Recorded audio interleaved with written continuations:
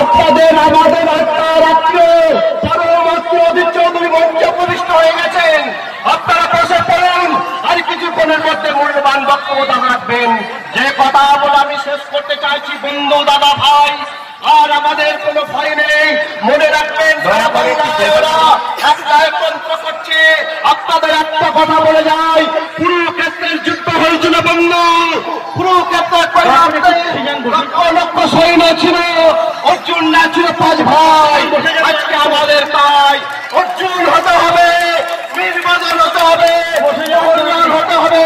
সেই যুদ্ধের সভাপতি রূপনারায়ণ অধীর চৌধুরী, যিনি পাঞ্চজন্য শঙ্খ বাজিয়ে আপনাদের এখনই বলবেন, যদা যদা হি ধর্মস্য গ্লানির্ভবতি ভারতভূতনং ধর্মস্য তদাত্মসি মাভূতনং ধর্ম সংস্থাপনায় সম্ভবামি যুগে যুগে।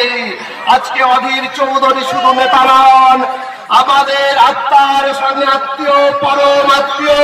তিনি আমাদের পাশে আছেন, আমাদের পরিবারের পাশে আছেন, সকলে থাকবেন। আপনারা যুদ্ধ করুন, কোনো ভয় নাই।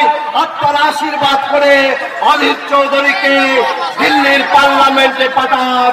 জয় হিন্দ, বন্দে মাতরম।